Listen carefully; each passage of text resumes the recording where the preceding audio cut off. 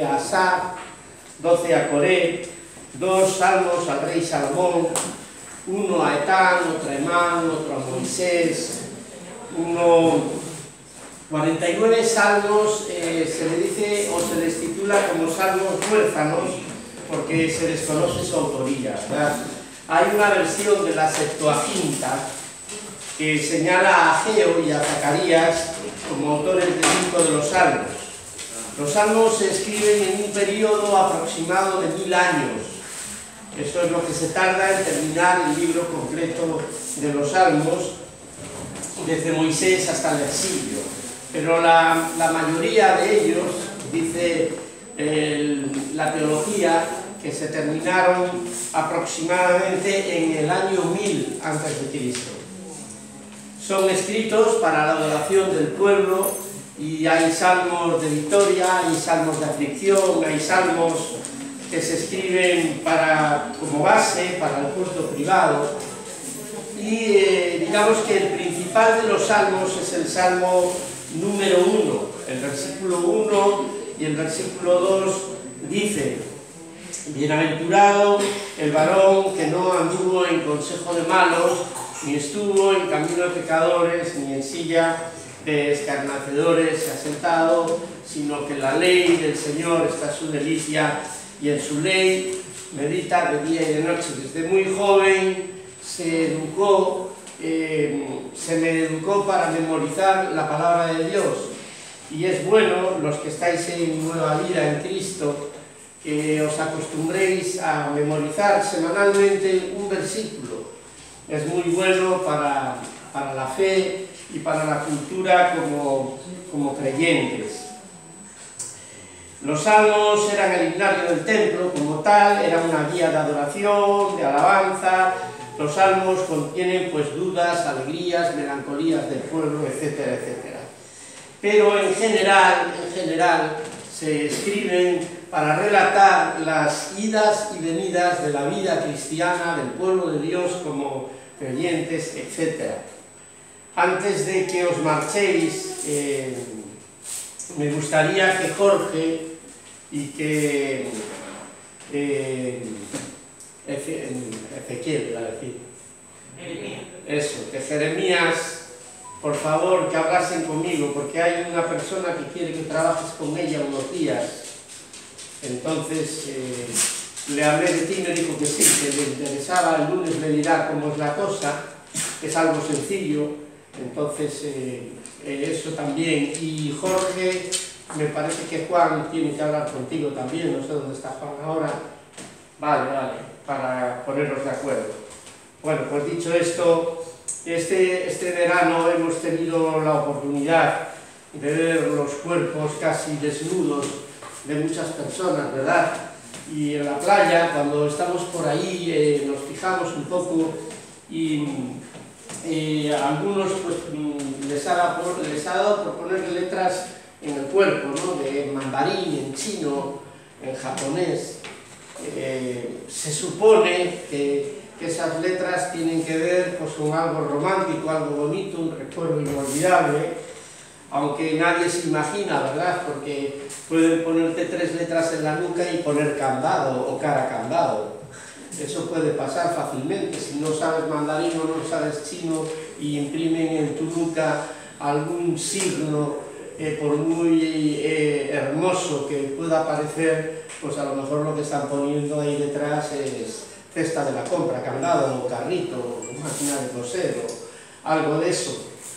En mis tiempos era muy recurrido aquello de amor de madre, un corazón mal impreso torpemente, sin ningún molde, sin ninguna máquina que perfeccionara el tapujado, ¿verdad?, de la piel.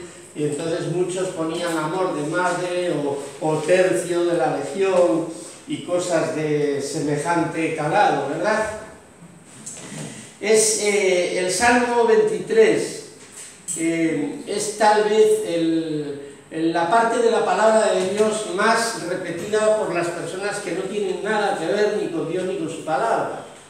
De hecho, en las películas americanas, en muchos entierros de las películas americanas, vemos como el pastor la persona que está dirigiendo el culto está hablando del Salmo 23 como si el Salmo 23 fuera de la persona o para la persona, ¿verdad?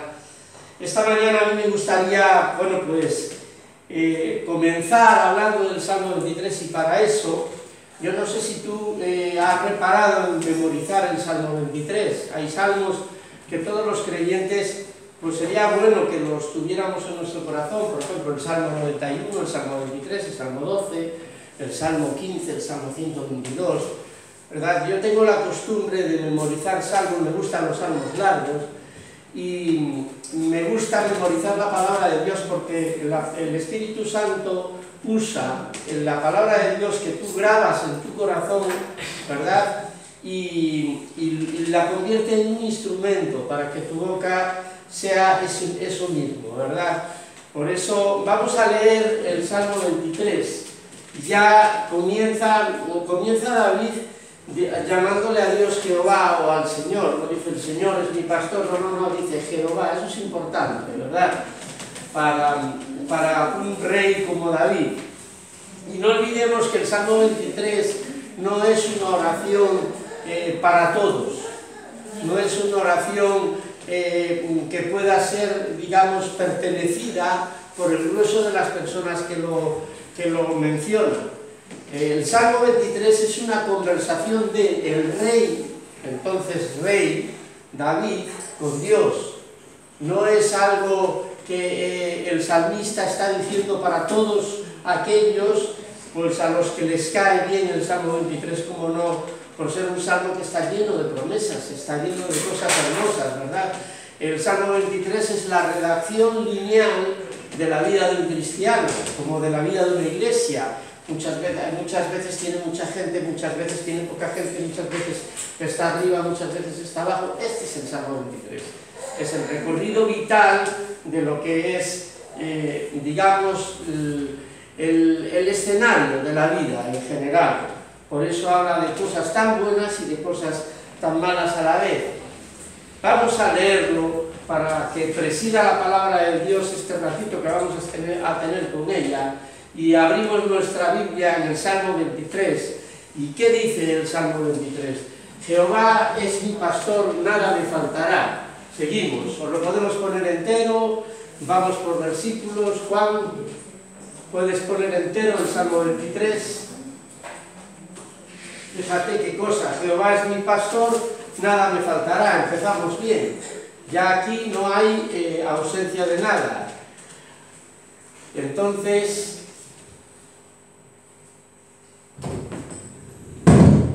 caíste, ruina. Ponemos el Salmo 23, el Señor es mi pastor, nada me faltará, en lugares de delicados pastos me hará descansar, junto a aguas de reposo me guiará, me pastoreará. Seguimos. Confortará mi alma, me guiará por sendas de justicia, por amor de su nombre. Aunque ande en valle de sombra de muerte, no temeré mal alguno, porque tú estarás conmigo, tu vara, tu callado, me infundirán aliento. Qué bonito. Enderezas mesa delante de mí, en presencia de mis angustiadores, unges mi cabeza con aceite, mi copa está rebosando. Ciertamente, el bien y la misericordia me seguirán todos los días de mi vida, y en la casa de Jehová moraré por largos días. Amén.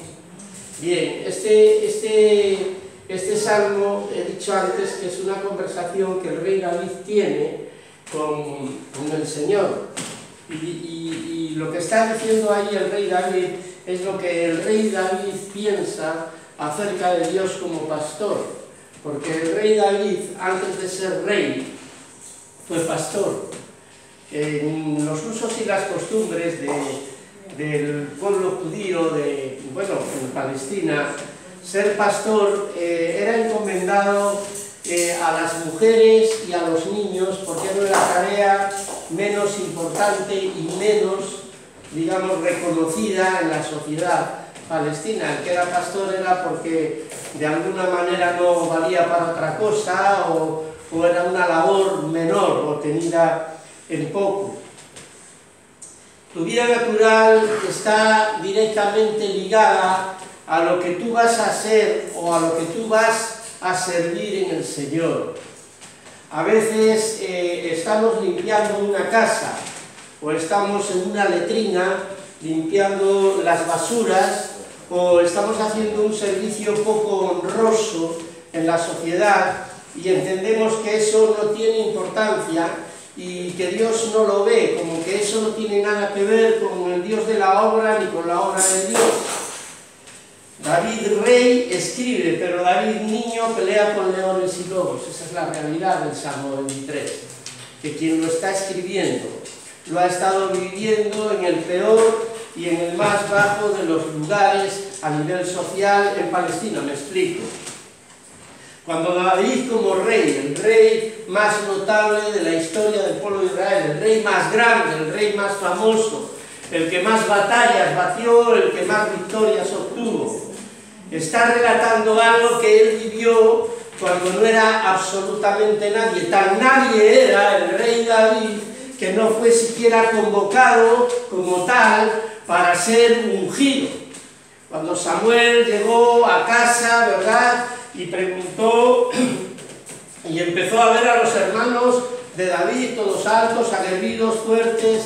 David era jovenzuelo, también era guapote y tenía su buena complexión, pero es verdad que no se contaba con él, siquiera se contaba con él, que no estaba en el lugar que tenía que estar para que Samuel y su cuerno de aceite ungiera a David como rey. No, David estaba en las tareas del pastoreo, estaba apartado de sus hermanos, ni siquiera había sido convocado. Tal vez sea este un sentimiento que te ha visitado algunas veces, ¿verdad? Qué poco importante eres, qué poca cosa soy, cómo me siento de pequeño e insignificante en una sociedad que transcurre dándole importancia incluso dentro de la iglesia, ¿verdad? Se están colando formas y usos y costumbres que a mí no me gustan un pelo y que me están empezando a disgustar, ¿verdad? Sobre todo las cosas que ves en internet, el famoseo, los pastores súper abrochados y súper emperifollados, que tienen un súper nombre y un súper patrimonio. Todo eso no tiene absolutamente nada que ver con un Dios como el Rey de Reyes y Señor de Señores, Jesús, que nace en la aldea más pequeña, en Belén, la más pequeña. No nació en una pequeña aldea, no, nació en la más pequeña.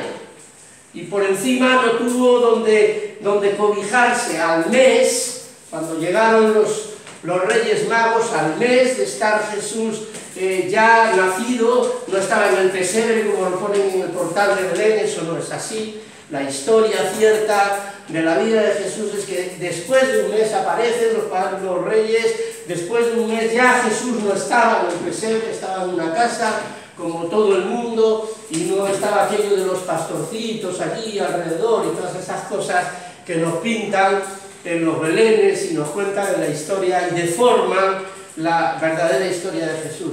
Y David, imitando, como dice la palabra de Dios, era un hombre con el corazón de Dios, que su corazón se parecía al corazón de Dios.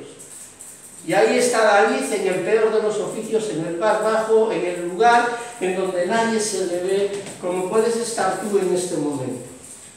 Puedes ser una persona insignificante a nivel social, puedes tal vez estar en una tarea natural, en una labor que apenas tenga importancia, y sin embargo ahí Dios está cosechando, ahí Dios está trabajando realmente con lo que Él quiere que tú seas cuando tengas responsabilidades delante de Dios en la iglesia y delante de los hermanos también.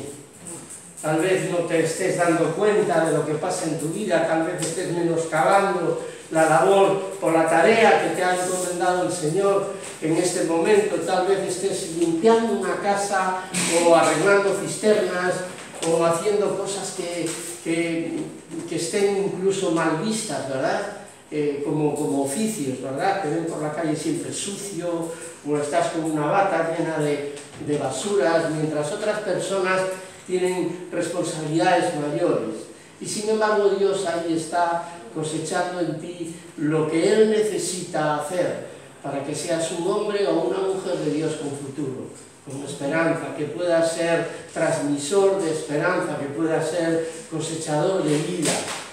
Por eso, en los tiempos en los que Jesús estaba ocupando de una tarea de rango menor, en los que David estaba encomendado a una tarea de rango menor, que no era contado ni siquiera para aspirar a la unción como rey, ahí es donde Dios está trabajando realmente.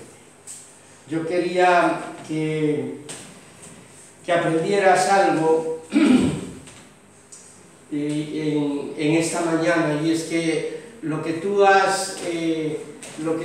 eres en Cristo no empieza cuando tú recibes a Cristo.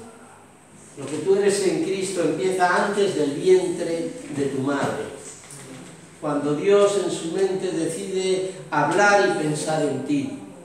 No es el feto, no es el nacimiento, no es el nuevo nacimiento, es cuando Dios decide pensar en ti, y ese pensamiento se transforma en una personita, en alguien que desde el vientre de su madre ya está llamado a hacer la voluntad de Dios. Puede que antes de conocer al Señor te haya tocado vivir en el mundo de las drogas, te haya tocado vivir en el mundo, pues yo qué sé, de la pobreza, en el mundo de la riqueza, no lo sé. Pero lo que sí es cierto es que Dios, antes de que tú nacieras, ya pensó en ti, en tu nombre, en tu vida, en las cosas que estás viviendo ahora. Y el Señor te dice esta mañana que si tú eres fiel en lo natural, si tú eres una persona fiel en lo natural, si eres una persona diligente en tu oficio, como el centurión, si tú eres una persona que está haciendo las cosas con responsabilidad y con empeño, tú en lo poco, en lo natural eres fiel, Dios te va a usar en lo espiritual. Si tú eres fiel en lo natural, Dios va a determinar que seas una herramienta en lo espiritual. Es más, Dios está entrenándote en lo natural para usarte en lo espiritual. Nadie que no es diligente en su trabajo natural aspire a ser un gran pastor, a ser una persona insigne para Dios, un instrumento útil para Dios, es aquel que desarrolla sus tareas naturales y de poca importancia con excelencia. Si tú eres una persona excelente en lo natural, Dios va a determinar usarte en lo espiritual. No hay ninguna historia en la Biblia en la que se haya ensalzado a un vago, en la que se haya ensalzado a un indolente, en la que se haya puesto de manifiesto o digamos, se le haya dado valor a una tarea de indiferencia, de indolencia. Las personas que son diligentes, las personas que son fieles, las personas que son puntuales, las personas que son punteras, que desarrollan sus dones para mejorar cada día. Esas son las personas con las que Dios está trabajando para levantar líderes y hombres de Dios de provecho. Para que en su momento des fruto, para que en su momento, como has sido fiel en lo natural, también se empiece a dar uso en tu vida de cosas espirituales. Por eso el rey David habla de la manera que habla. Dice, el Señor es mi pastor porque yo fui pastor. Y nada me faltará porque yo me dejé la vida en el anonimato, cuando nadie me miraba, cuando nadie sabía de mí. Yo me dejé la vida por las ovejas y yo maté leones y maté a osos. Y no solo dije nada más que al rey Saúl, cuando estaba delante del gigante. Dije, mira, así como yo he hecho en mi rebaño cuando se me encomendó, en mi pequeño rebaño, cuando se me encomendó, así voy a hacer con este filisteo. Y David estaba asistido por la unción de Dios y por la valentía del Señor, porque en lo poco había sido fiel, en lo mucho Dios había determinado ponerlo. Somos llamados desde el vientre y en lo poco, en lo que no tiene nada que ver con la Iglesia, hay una escuela que se nos ha impreso, ¿verdad?, por los usos y costumbres de la Iglesia evangélica, que tiene muchas cosas buenas, pero tiene alguna cosa que no conviene aprender o que se nos quede en el corazón. Y es esa idea de que solo es en la Iglesia donde pasan las cosas que tienen que ver con Dios, cuando es justo lo contrario. Suele ser en el 90% de los casos fuera de la Iglesia donde Dios se mueve más. Así que eso de que aquí nos pongamos a cantar y entremos en una especie de estado emocional agradable, que nos llena de poder, que nos llena de autoridad, que nos bendice, ¿verdad?, no quiere decir que las cosas de Dios transcurran dentro de la Iglesia. La Iglesia es un local que se paga todos los meses, este mes toca IRPF, y etcétera, etcétera, etcétera. Por eso, hermano, quiero decirte que el Salmo 23, cuando dice literalmente, el Señor es mi pastor, yo quisiera preguntarte esta mañana, ¿quién es tu pastor? Porque las promesas de Dios son muy bonitas, pero las promesas de Dios son para los hijos de Dios. Las promesas de Dios no son para que tú los pongas en el culo de tu coche y vayas por ahí, Salmo 23, qué bonito, o te lo tatúes en el antebrazo o en la pantorrilla. Eso no vale para nada. Lo que realmente sirve es ser una persona obediente y responsable delante del Señor. Eso es lo que te va a llevar a poseer de verdad lo que este Salmo promete. No es para todo el mundo, lo siento, lo lamento. Es para aquellos que han decidido recibir a Cristo en su corazón. Y ahora voy a explicar mejor, ¿verdad?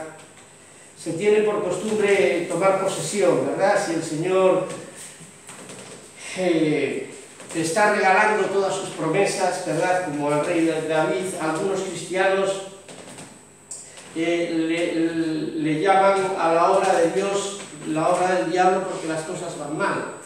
Hay una escuela por ahí que relaciona todo lo malo con el diablo y todo lo bueno con Dios. O sea que pues se puede decir que todo lo que no es agradable para tu cuerpo, para tu carne, es malo, y todo lo que es agradable y placentero para tu carne es bueno. Podríamos también afirmar que Elvis Presley, por ejemplo, se hizo rico y se hizo famoso gracias a Dios, y fue precisamente lo que lo mandó a la tumba y probablemente al infierno.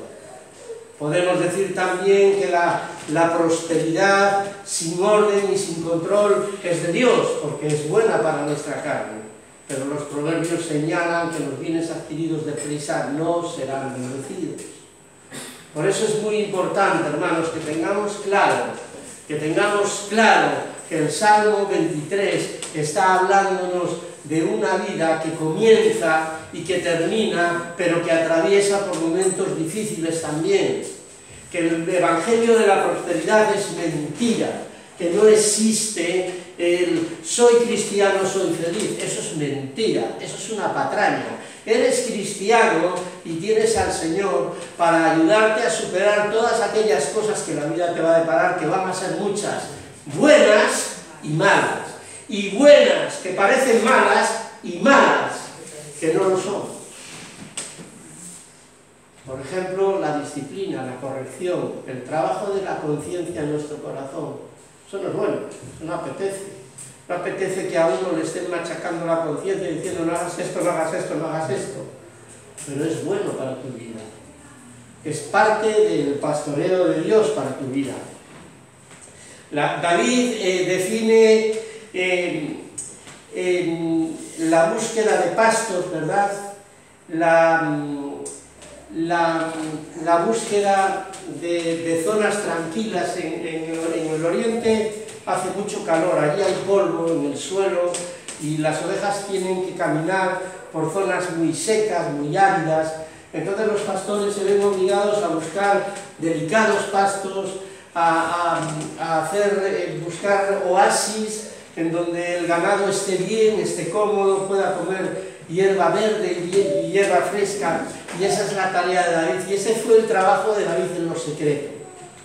Y ese debe ser tu manera de caminar en lo secreto.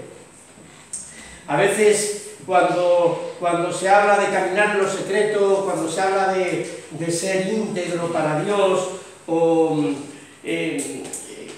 parece como que las personas que nos hemos comprometido con Dios no podemos estar aburridas de leer la Biblia. Parece que un pastor no puede decir, oye, ya me aburre leer esto, o oye, mira, hoy no me apetece ir a la iglesia. Parece como que hay cosas prohibidas que no se pueden decirle a la congregación porque estás mal y sencillamente estás cansado. Y los creyentes, como creyentes, vamos a pasar etapas en la vida en las que no nos apetezca leer la Biblia. Y que no te apetezca leer la Biblia no es pecado, hermano.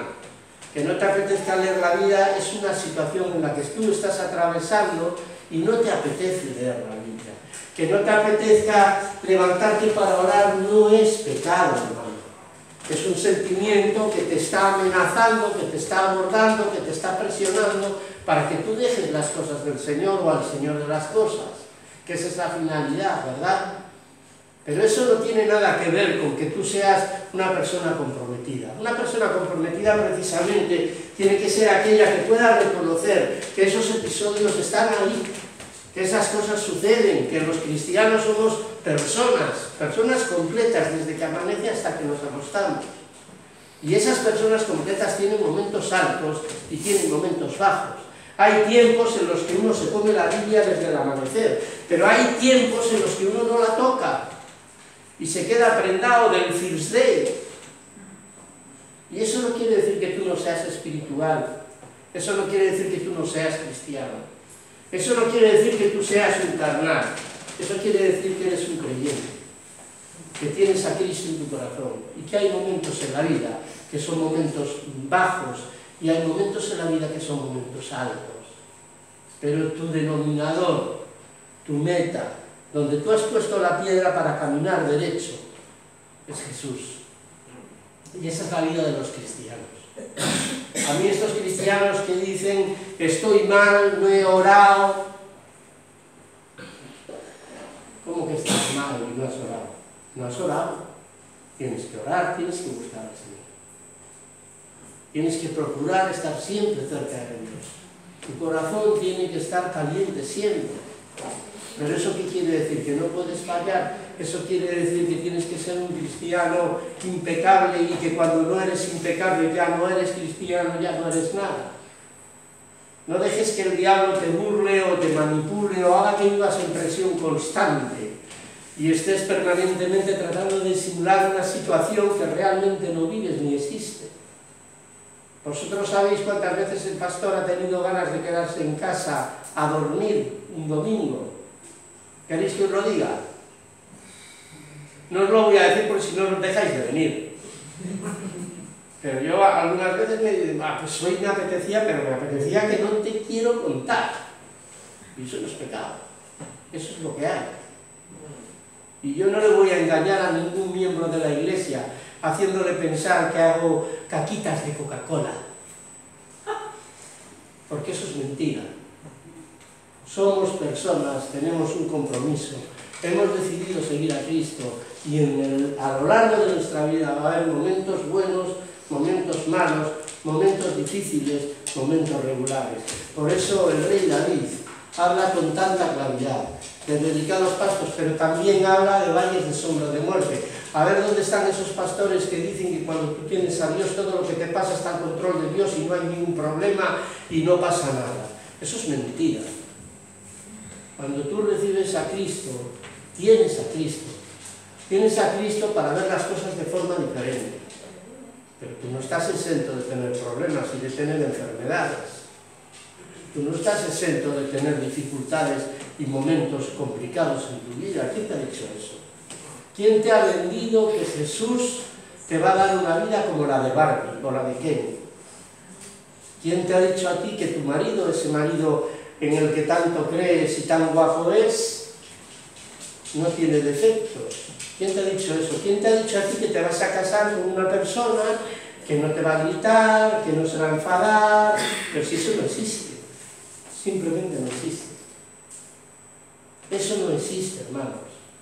Lo que sí existe es un Dios que te va a consolar en todo momento, un pastor que te va a guiar en todo momento, un ser invisible y visible también en algunos casos, intangible y tangible también en algunos casos, que te va a ayudar a sobrellevar las cargas que Él ha permitido que tú lleves encima.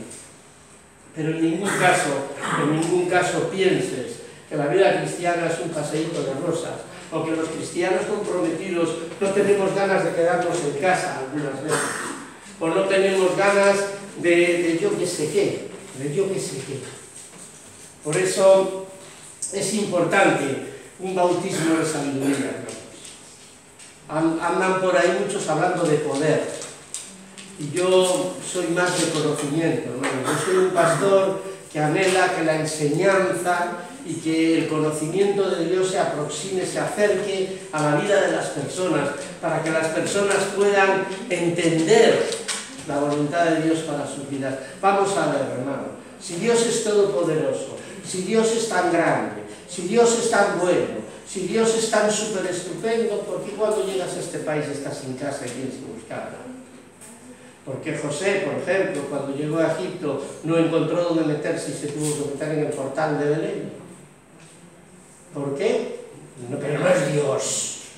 Vamos a ver, el Hijo de Dios se va a tener que meter en un portal siendo Dios, y Dios teniendo poder para proveer y no sé qué y no sé cuánto más. Pues sencillamente, hermanos, eso está pasando y está impreso en la historia de la vida de Jesús, para que tú te veas reflejado en ella. Porque José no se quejó por estar en el hornero. Le dio gracias a Dios, porque por lo menos tenía donde meterse, y además había animales calentando y dando calor al niño.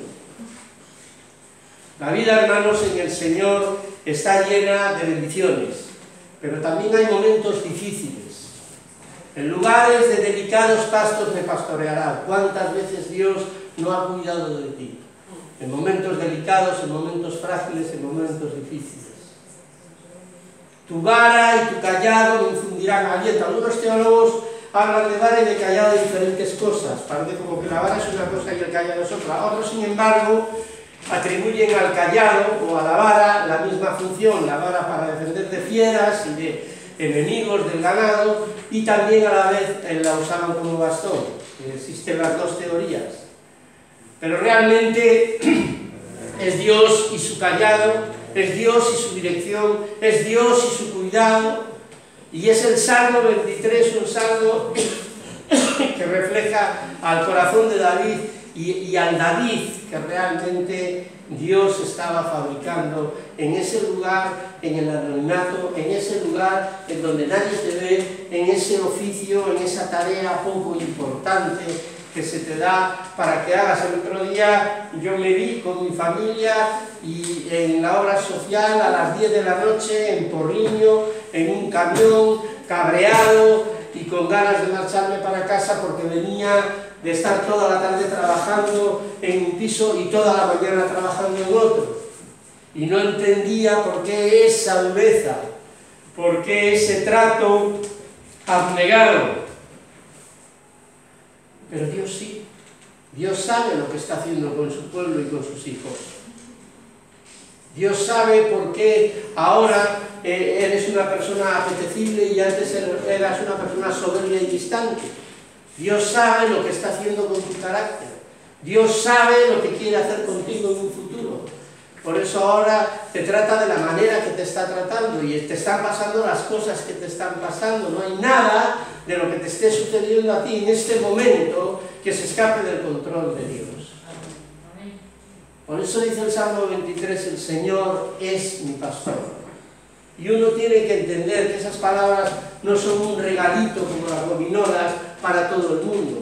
Aunque veas en la piscina a chicos fornidos con el Salmo 23 grabado en su espalda o en la pantorrilla o en la muñeca, eso no quiere decir absolutamente nada. Donde tienes que tener el Salmo 23 grabado es en tu corazón. ahí tatuado, bien tatuado. El Señor es mi pastor. Y si el Señor es tu pastor, el Señor es Señor para decirte a dónde y cómo tienes que ir. Si el Señor es tu pastor, no te va a faltar de nada, hermanos. Aquí no ha faltado jamás un duro.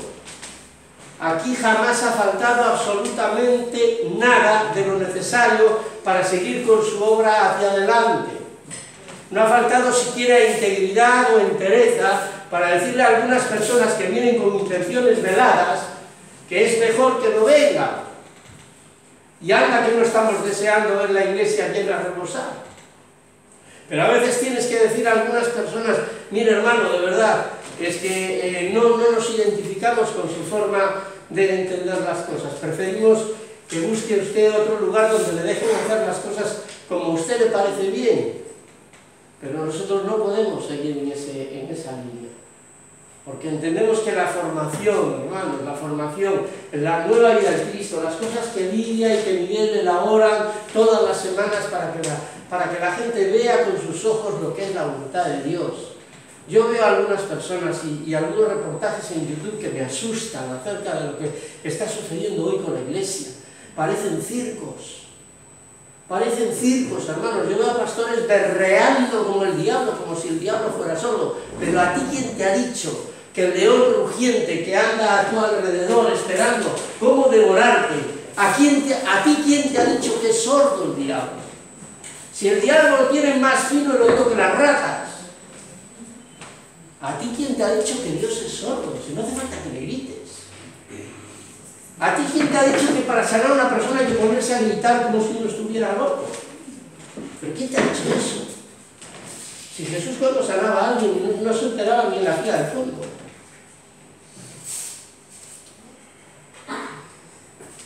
David, cuando promete finalmente que nada te faltará, cuando él dice nada te faltará, está diciendo que él se va a ocupar, porque como pastor él ya se había ocupado.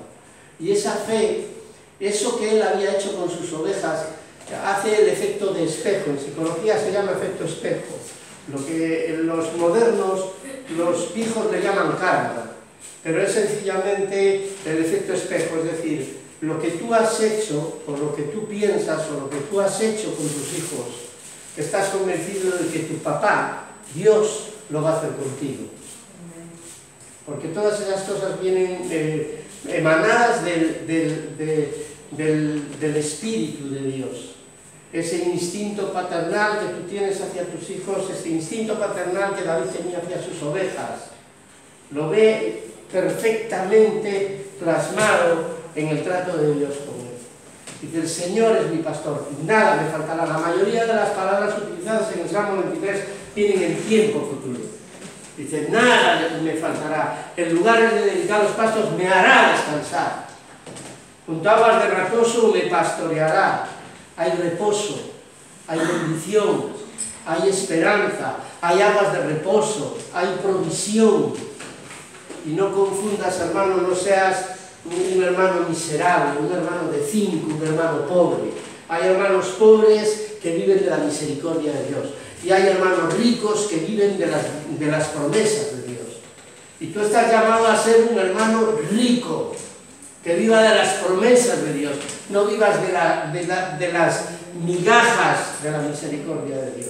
No dejes que Dios termine por proveerte porque no le quede más remedio, por pura misericordia. Busca de Dios la excelencia, lo mejor. No te conformes con las migajas. Y cuando tú presumas que Dios te está dando nada más que lo suficiente, ponte delante de Él. Habla con Él, sé sincero. Yo he hablado con Dios con mucha sinceridad, hermano. A mí me ha costado algunas veces más de un disgusto ser honesto y ser sincero con Dios. No me gusta sobreactuar con Dios. Como tampoco me gusta hacerlo en el púlpito, ni me gusta como persona. Yo quiero ser una persona auténtica. Y si yo me siento mal y no me encuentro bien y no estoy contento, lo digo. Y no pasa nada, no es pecado, no me está pasando nada malo, no me estoy volviendo loco. simplemente estoy siendo honrado conmigo y con el Señor. No seas un hermano de 5, no te conformes con el 5 de Dios. Busca su bendición, no su misericordia. Su misericordia ya viene con él, su espíritu está lleno de misericordia.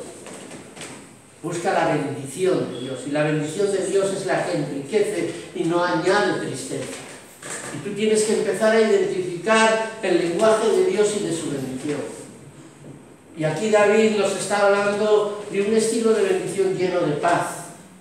Provisión no es exagerada, la provisión de Dios no es exagerada. La provisión de Dios te da lo necesario, no lo injusto. No viene de forma injusta. Las aguas de reposo son aguas limpias, seguras, lugares en los que tú estás tranquilo, estás cercano, te apetece, tu espíritu tiene paz dentro de él. La paz de Dios no es estar tranquilos. Hay gente por ahí que dice, ¿cómo estás? Tranquilo. Dios no quiere que estés tranquilo. Eso de estar tranquilo es para los que cuando no lo están intranquilos. Pero tú cuando no estés tranquilo, lo que tienes es que estar confiado. La paz de Dios no es estar tranquilo, porque tienes el dinero en la cuenta, porque está todo bajo tu control. La paz de Dios es descansar sabiendo que estás bajo su control. Y todo esto hay que aprenderlo. Y no se aprende precisamente con cosas buenas, todo lo contrario.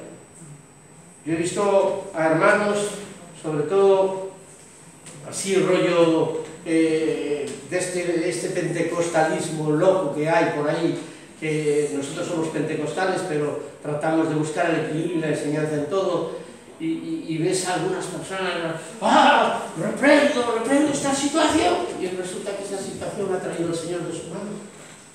Se cuenta la historia de un profeta que llega a casa de una familia muy pobre. Esto yo lo he contado más de una vez porque es algo muy importante, hermano. Se cuenta la historia de un profeta que llega a la casa de la familia más pobre de la iglesia. El pastor busca una familia donde alojar a un profeta mayor, una persona de edad, y resulta que la familia más pobre de la iglesia se brinda y el pastor, pues casi obligado, dice, bueno, pues venga, que vaya con vosotros. Le hubiera gustado que otras familias lo hubieran hecho, pero en este caso la familia más pobre de la iglesia manda al profeta, y todo, fíjate qué cosa del diablo, que se metió esta familia por el medio y no sé qué, no estaba planeado y planificado por el Señor. Y llega a la familia más pobre de la iglesia, el profeta, y lo ponen a dormir en una habitación aparte. Y la familia en la cena le empieza a contar al profeta que tienen una vaca flaca, que es la que le da la poca lechita que tienen para vivir, y con esa poca lechita llevan años viviendo y le dan gracias a Dios por la vaca y por la poca lechita que le da la vaca. Y entonces el profeta se levanta de madrugada, despertado por el poder del Espíritu Santo, y el Espíritu Santo le dice al profeta, coge un hacha y mata a la vaca. Y va el profeta y se carga a la vaca a hachazos. Destrozó totalmente la provisión que tenía la familia más pobre de la iglesia. El Espíritu Santo le dice al profeta que se vaya de ese lugar, y se va de madrugada sin despedirse. La familia al día siguiente, disgustadísima, llega a la iglesia, puso a caer de un burro al profeta, puso a caer de un burro a la iglesia, puso a caer de un burro al pastor. Pasan 7 años, hermano. 7 años. Pasó la crisis que tuvo esa familia. Y vuelve a venir ese profeta. Y el pastor le pide encarecidamente que le reciban en su casa a esta familia. Y cuando el profeta llega a casa de esta familia, ve una valla preciosa, un muro de piedra, una casa totalmente restaurada, todas las habitaciones renovadas. Y aquel padre de familia le explicó al profeta que desde que él se fue y mató la vaca, tuvieron que empezar a moverse. Salieron de su zona de confort y descubrieron que había otras formas mucho mejores de buscarse la vida y de ganársela. Y desde que aquella vaca murió, que era la miseria del diablo, desde que aquella vaca murió, comenzó a venir la riqueza y la bendición de Dios. Y aquel profeta, que según muchos sería del diablo, hizo detonar la provisión de Dios en aquella familia. Eso puede estar pasando en tu vida, puede estar pasando en la mía. Eso puede estar pasando en la vida de muchas personas que se acomodan a la misericordia de Dios, al 5 de Dios, a las cosas pequeñitas del Señor, y dejan de mover su espíritu para buscar nuevos caminos, para buscar nuevas cosas, para ser exigentes y reverentes delante del Señor y buscar su provisión y su bendición. Tú no te puedes conformar, hermano. La palabra de Dios en ningún sitio de la Biblia habla de gente conformista. En ningún sitio de la Biblia la palabra de Dios habla de gente acomodada. En ningún sitio de la Biblia la palabra de Dios habla de paz, refiriéndose al bienestar de la carne. Tú tienes que luchar por las cosas que no te gustan. Tu hija no tiene carrera, tú tienes que luchar por la carrera. Mira, yo conozco un hermano que está siempre dándole las vueltas a la cabeza. Y siempre me viene y me dice, oye, Suso, mira, estoy pensando que voy a hacer esto, voy a comprar aquello, voy a vender lo otro, porque así cuando yo me retire y así, pues si me pasa algo a mí, no sé qué. Eso es lo que Dios quiere que tú hagas en tu vida, hermano. Eso no es una cosa tuya. Eso lo pone el Espíritu Santo en tu corazón, en tu mente, para que tú muevas tu corazón, para que tú muevas tu espíritu. Dios no quiere que tú seas una persona que se conforme pues con aquella cosita. Dios quiere que vayas a más. Dice, en lugares de delicados pastos me hará descansar.